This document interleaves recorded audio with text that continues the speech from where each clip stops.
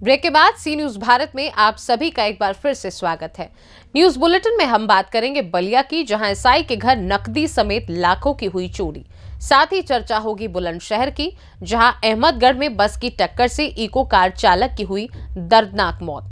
और बात होगी रामपुर की, जहां बाबा साहब अम्बेडकर का बोर्ड लगाने को लेकर हुआ बवाल, दलित युवक की गोली लगने से हुई मौत। और भी तमाम खबरों पर विस्तार से करेंगे चर्चा।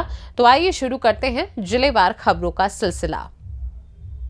खबर बलिया से है, जहां एसआई के घर नकदी समेत लाखों की चोरी हुई है। घटना के वक्त मां बेटी घर में नहीं थी, बाजार गई थी। इसी बीच चोरों ने घर को खंगाला। चंदौली में दीवान के पद पर सुरेश तैनात हैं। बता दें कि मामला कोतवाली थाना क्षेत्र के गोपाल बिहार कॉलोनी का है। पीड़िता के अनुसार 70,000 रुपए नकद व 40 लाख के गहनों की चोरी हुई है। घर पर मां बेटी रहती हैं और पति चंदौली में रहते हैं। घटना स्थल पर पहुंचकर एएसपी व फॉरेंसिक टीम ने जांच की है। घटना मंगलवार के शाम करीब 6 बजे की है। क्या नाम है आपका, कौन सा ये जगह है, क्या हुआ है? मेरा नाम शिवांगी तिवारी है, पापा का नाम सुरेश तिवारी, और हम लोग भिरुआ आश्रम में रहते हैं। गोपाल बिहार कॉलोनी है ये। हम लोग 5:35 पे घर से निकले थे सब्जी लाने के लिए। हम मम्मी के साथ गए थे, हमारी एक पड़ोसी भी गई थी, उनकी लड़की भी थी। सब्जी लाने हम लोग जब गए तो 5:35 हम लोग घर से निकले, तो फिर हमको 6:09 पे हमारे पड़ोसी का फ़ोन आ रहा था। जो हमारे साथ आंटी गई थी, उनका लड़का था अनुराग पांडे, उसके पापा का नाम अशोक पांडे। उनका कॉल आया हम लोगों पे और उसने पूछा कि घर पे ही हो तो। उसकी अपनी बहन के नंबर पर फ़ोन किया, मेरे से डायरेक्ट उससे बात हुई। तो मैंने बोला कि नहीं, हम तो बाहर आए हैं सब्जी लेने। तो उसको बताया कि किसी की बेटी का शादी है, जो मेरा घर रह के बनवाए थे वो। तो हमारे मामा गांव के एक हैं दीनानाथ, तो दुहड़ के रहने वाले हैं वो। तो वो 10 मिनट से हमारे गेट पे बाबू बाबू करके चिल्ला रहे थे। गेट 2 पल्ला था, कोई मतलब आवाज़ उनको नहीं गया। तो फिर हमारे वो पड़ोसी का जानते थे कि ये हमारे क्लोज है, अनुराग पांडे के घर का। तो उनके यहाँ जाके उन्होंने बेल रिंग बजाया। तो बेल रिंग बजाया तो अनुराग और उसके पापा बाहर निकले। तो उन्होंने बोला कि घर पे कोई नहीं है। तब अनुराग का फ़ोन आया था हम पे। तब जब अनुराग फ़ोन किया तो मम्मी मार्केट से ई-रिक्शा पकड़ के तुरंत आ गए यहाँ पे। और यहाँ पे जब आके हम देखे तो मम्मी का जितना ज्वेलरी का जो भी अटैची था और बैग था पूरा खुला पड़ा। बलिया से सी न्यूज संवाददाता जेपी तिवारी की रिपोर्ट। बुलंदशहर थाना अहमदगढ़ इलाके में मेरठ बदायूं हाईवे पर छात्रों से भरी स्कूली बस का स्टीयरिंग हुआ फेल होने से कार से टकराई स्कूल बस की भीषण टक्कर से इको कार चालक की दर्दनाक मौत हो गई। गनीमत रही कि बस में बैठे छात्रों के चोट नहीं लगी, नहीं तो और भी बड़ा हादसा हो सकता था। मां भगवती इंटरनेशनल स्कूल की बस शिकारपुर की तरफ से जा रही थी, छात्रों को छोड़ने, और कार डिबाई की तरफ से आ रही थी। पुलिस ने मृतक के शव को कब्जे में लेकर पोस्टमार्टम को भेजा है। आधार कार्ड के अनुसार मृतक की पहचान राकेश निवासी दिल्ली के रूप में हुई है। मामला बुलंदशहर के अहमदगढ़ थाना क्षेत्र के गांव फतेहगढ़ के निकट का है। बुलंदशहर से सी न्यूज संवाददाता अदनान इबाद की रिपोर्ट। खबर खूंटी से है, जहां संकल्प सभा में हजारों की संख्या में आए झामुमो कार्यकर्ता ने केंद्र की भाजपा सरकार के टीवी प्रत्याशी को पराजित करने का संकल्प लिया। वहीं इस दौरान मुख्यमंत्री चंपई सोरेन ने केंद्र की भाजपा सरकार पर जमकर हमला बोला। सीएम ने कहा कि हेमंत बाबू इस राज्य की जनता के लिए अनेक कल्याणकारी योजनाओं को धरातल पर उतारने का काम कर रहे हैं। गरीबों को सरकारी योजनाओं का लाभ मिलने लगा है। यही नहीं, गांव-गांव में विकास के कार्य हुए हैं। उन्होंने कहा कि जिस 8.5 एकड़ भूमि के लिए हेमंत बाबू को ईडी ने गिरफ्तार किया और जेल भेजा, उसका अब तक कोई सबूत नहीं मिला है। भाजपा जब जनता के बीच कमजोर पड़ती है तो केंद्रीय जांच एजेंसियों के माध्यम से चुनी हुई सरकार को अस्थिर करने के लिए साजिश करती है। इसी साजिश के तहत भाजपा ने हेमंत बाबू को फंसाने का काम किया है। साथ ही संकल्प सभा में कल्याण मंत्री दीपक बिरुआ, राज्यसभा सांसद महुआ माझी, झामुमो के केंद्रीय महासचिव विनोद पांडे, खूंटी जिलाध्यक्ष जुबेर अहमद सहित कई झामुमो नेताओं ने संबोधित किया। खूंटी से सी न्यूज संवाददाता शहीद अंसारी की रिपोर्ट। बाबा साहब भीमराव अम्बेडकर के चित्र का बोर्ड लगाने को लेकर 2 पक्षों में विवाद हो गया। बेकाबू हुए विवाद में हुई फायरिंग में एक दलित युवक की गोली लगने से मौत और 2 लोग घायल हो गए। मृतक युवक के परिजनों ने बाबा साहब भीमराव अम्बेडकर के चित्र के नीचे शव रखकर विरोध प्रदर्शन करना शुरू कर दिया। उनका आरोप था कि युवक की मौत पुलिस की गोली लगने से हुई है। इसी को लेकर गांव के लोग विरोध प्रदर्शन कर धरने पर बैठ गए हैं।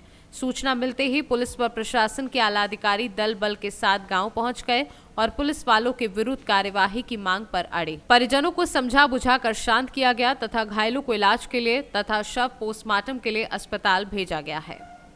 इनकी देन है आज, अगर मैं कुछ बन सकता हूँ तो इन्हीं की देन है। अगर ये कमांडो इतने लोग आए हैं तो इन्हीं की देन है, सब बाबा साहब की देन है यहाँ पर।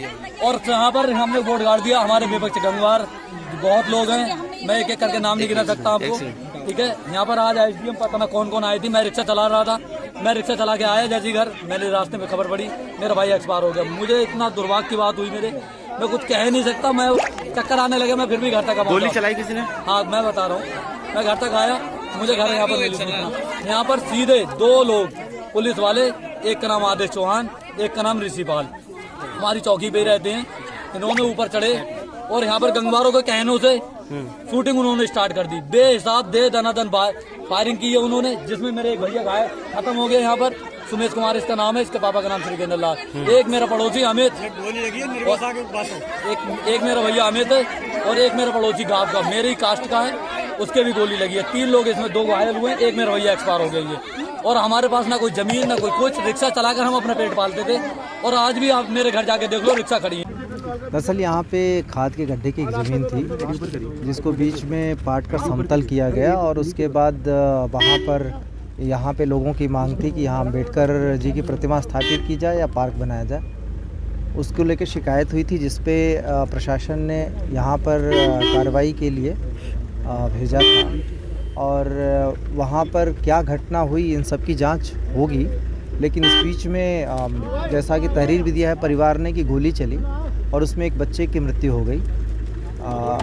उसमें इस पूरे घटनाक्रम पे इसीलिए मैं स्वयं आया, इस पे जांच भी की जाएगी। जो परिवार की तहरीर है और मांग है वो हमें प्राप्त हो गई है, उन सब पे कार्रवाई की जाएगी। जो भी इसमें दोषी पाया जाएगा सब पे कड़ी कार्रवाई की जाएगी। परिजनों का आरोप है कि पुलिस की गोली से जो है युवक की मौत हुई है, ये हमें मिला है। इस पे ये जांच के दौरान ये सारे मामले आएंगे।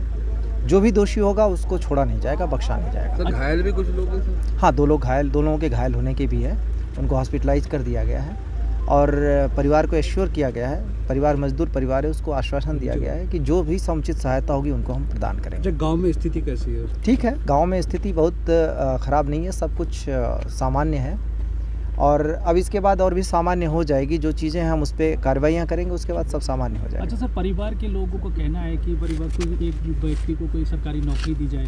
देखिए वो मांग तो उनकी सारी है, हमने कहा है कि सब पे विचार करेंगे और जो सबसे पहली ज़रूरत अभी ये है कि जो डेड बॉडी है उसका पोस्टमार्टम हो, घटना कम से कम ये पता चले कि क्या हुआ है, किस तरीके से हुआ है, इसकी जांच भी हो। जो अगर ज़्यादती या कहीं पे गलती मिलती है उसमें जो भी दोषी हो उसके विरुद्ध कार्रवाई हो, सबसे पहली प्राथमिकता ये है। उसके बाद मैंने एश्योर किया है कि उनकी सारी मांगों पर हम कार्रवाई करेंगे। क्योंकि सर इसकी जांच के लिए कोई कमेटी गठित की जाएगी क्या? हाँ, उस पर कमेटी गठित की जाएगी जिलाधिकारी के द्वारा, उस पर मजिस्ट्रियल इंक्वायरी भी की जाएगी और इसमें सारे पहलू को देखा जाएगा, क्यों ये घटना घटित हुई, उसमें कौन दोषी था। उन लोगों ने भी लिख के दिया है कि उस खाद के गड्ढे की ज़मीन थी, तो खाद के गड्ढे की ज़मीन पे क्यों इस तरीके का मसला आया, इन सारी चीज़ों को हम देखेंगे। ठीक है सर फिलहाल सर क्या एक्शन लिया गया सर? फिलहाल तो अभी देखिए अभी पहले पोस्टमार्टम आ जाए, पोस्टमार्टम के लिए डेड बॉडी भेजी जा रही है, पोस्टमार्टम रिपोर्ट आ जाए जो कल तक आ जाएगी, उसके तत्काल बाद कार्रवाई शुरू हो जाएगी। रामपुर से सीनू संवाददाता साजिद खान की रिपोर्ट। खबर मध्य प्रदेश के टीकमगढ़ जिले के मोहनगढ़ तहसील से आ रही है, जहां के मध्यांचल ग्रामीण बैंक के कियोस्क संचालक अपनी मनमानी भरे रवैये से बैंक के आसपास कियोस्क संचालित कर रहे थे और सरकार द्वारा जो सुविधा गांव व कस्बे तक पहुंचाई जा रही थी उससे लोग वंचित थे। लेकिन हद तो तब हुई जब एक अंधा लड़का कुम्हेड़ी गांव से मेन ब्रांच मोहनगढ़ शाखा पर 40,000 रुपये निकलवाने पहुंचा तो बैंक मैनेजर में पैसे निकालने से मना कर दिया। कियोस्क के लिए कहा कि जहां पर कियोस्क संचालक 40,000 रुपये निकालने के एवज में 335 रुपये की मांग कर रहे थे, जिसको लेकर अंधे लड़के ने लिखित में तहसीलदार को एक ज्ञापन दिया।